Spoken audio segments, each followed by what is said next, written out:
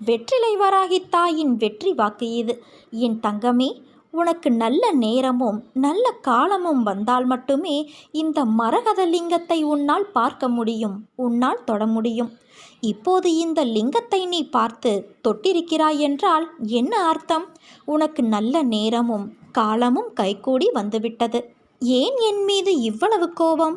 உன் உடம்பில் ஏற்பட்ட காயத்திற்கு நீ வலியால் துடிக்கிறாய். ஆனால் எனக்கு அதைவிட உன் மனவலிதான் பெரிதாக தெரிகிறது. அதனால் நான் சரி செய்ய அதிக கவனம் கொண்டுள்ளேன். உடம்பில் ஏற்பட்ட காயத்தை விட உன் மனதில் ஏற்பட்ட காயம் என்பது மலை போன்றதாய் இருக்கிறது. மற்றவர்களது வார்த்தைகள் உன் மனதில் வடுவாய் தேங்கி நிற்கிறது. அதை உன் அன்னையான நான் சரி செய்கிறேன் குழந்தையே. அந்த வலி எப்படி இருக்கும் என்று தெரிந்தும் நீ மற்றவர்களை வார்த்தைகளால் புண்படுத்தலாமா? அவர்களுக்கும் அது காயம்தானே. ஒருவருக்கு உண்மையான எதிரி வெளியே இருப்பவர்கள் அல்ல, அவனுடைய மனமே முதல் எதிரி. உனக்கு ஒரு நிகழ்வுகள் நடந்தால் அதை மிக பெரிதாக சித்தரிப்பதும் உன் மனம்தான், அதை சிறியதாக சித்தரிப்பதும் உன் மனம்தான். உன் பகைவன் கூட எண்ணாத எண்ணங்களை உன் மனம் எண்ணமிடும். உன் மனம் என்பது அது அப்படி நடந்து விடுமோ இப்படி நடந்து விடுமோ என்று ஒரு கற்பனை பயத்தை உணர வைத்துவிடும்.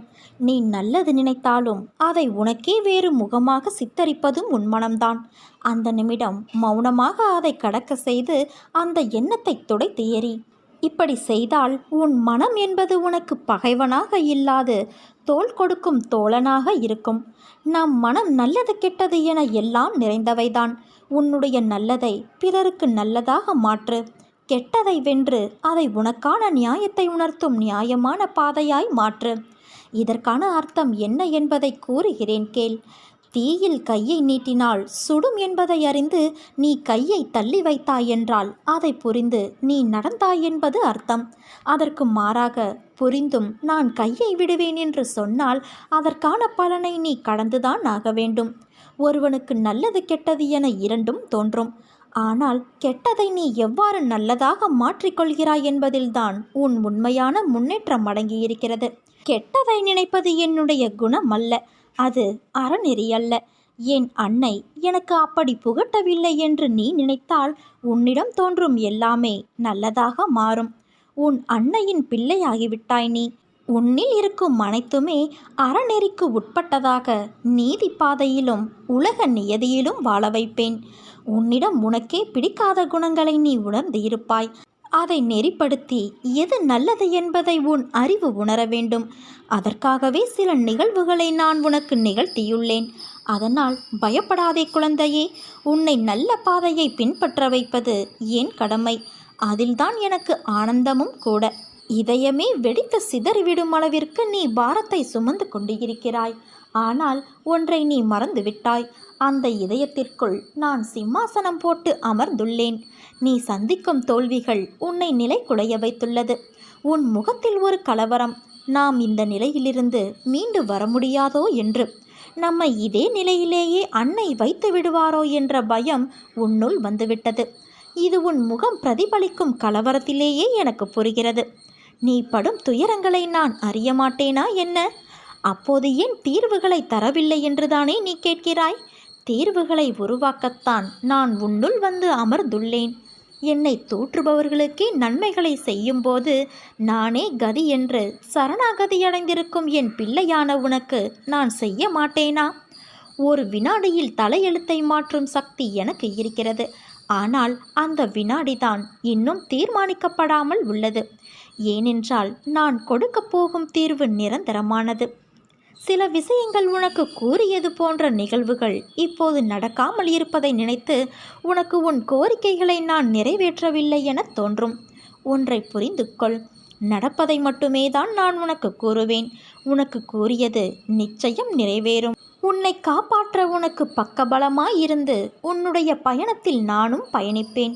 அதை நீ எப்பொழுதும் மறந்து விடாதே.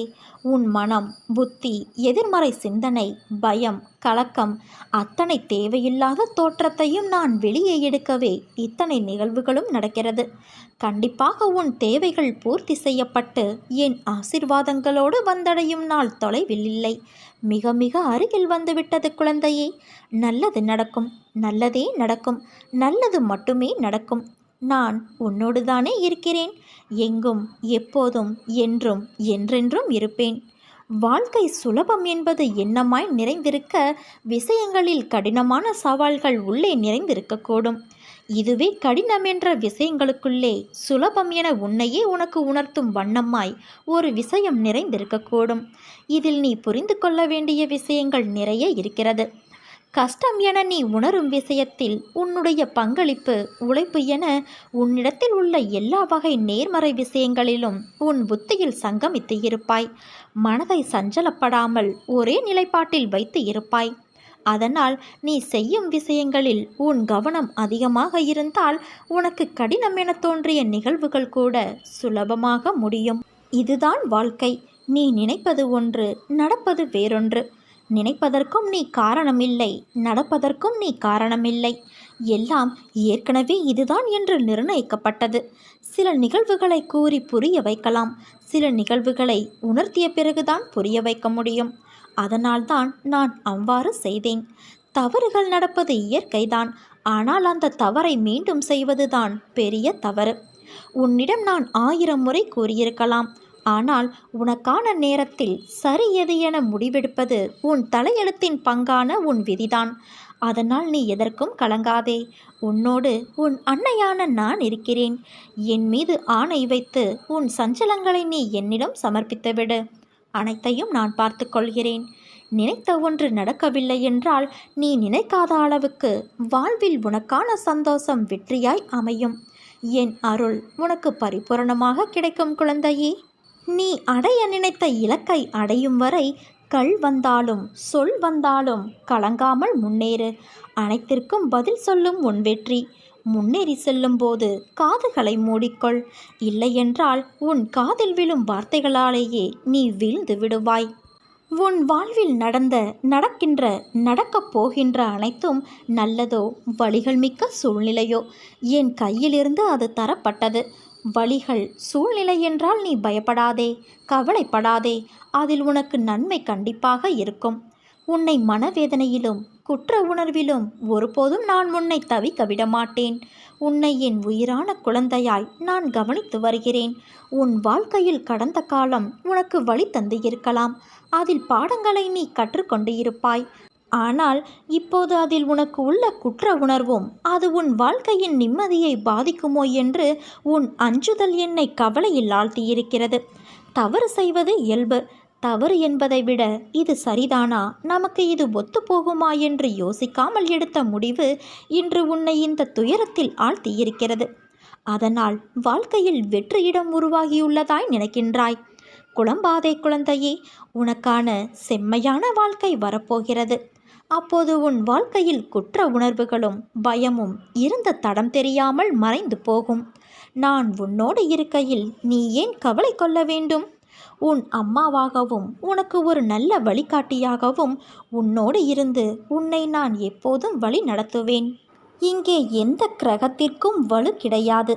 அவை என்னுடைய அருளால், என்னுடைய சக்தியால் செயலிழந்து விடுவதால் உனக்கு உடனே ஆரோக்கியமும் தாய் வீட்டு பரிசாக உனக்கு ஒன்றும் கிடைக்கப் போகிறது. என்னுடைய திருநாமம் என் யோக சக்தி என்பதை உணர்ந்து பயன்படுத்துகிறவர்களுக்கே பலன் தரும்.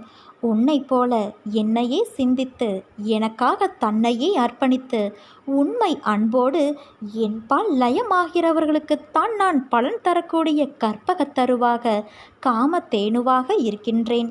மற்றவர்களுக்கு நான் ஒரு உதவா கரைதான். அர்ஜுனனிடம் அவன் தனது உறவுகளை எதிர்த்து போரிட தயங்கிய போது விஸ்வரூபத்தை காட்டி இவர்களை நான் ஏற்கனவே கொன்றுவிட்டேன், கொன்றதைத்தான் நீ கொள்கிறாய் என்று விளக்கிச் சொல்லி அவனுக்கு விஷயத்தை புரிய வைத்தது போலத்தான் நீ மலை போல நினைத்திருக்கும் பிரச்சனைகள் அனைத்தையும் நான் ஏற்கனவே தீர்த்துவிட்டேன்.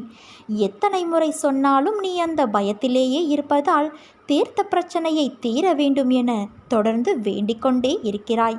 இனி வரப்போவது எல்லாம் உனக்கு வசந்த காலமே. வாழ்வில் எதையெல்லாம் நீ நிரந்தரம் என யாரை எதிர்பார்த்து இருந்தாயோ அவர்களால் உனக்கு நன்மை இல்லை என்பதை உணர்த்தவே அவர்களின் சுயரூபத்தை நான் உனக்கு வெளிப்படுத்தினேன். அவையெல்லாம் பஞ்சுமெத்தையில் உனக்காக வைக்கப்பட்ட பெரிய முட்களைப் போல குத்தி கொண்டு இருந்தவை. கண்களில் கைப்பிடி மண் விழுந்ததைப் போல உறுத்தி கொண்டு இருந்தவை. இந்த காலங்கள் மாறிவிட்டன.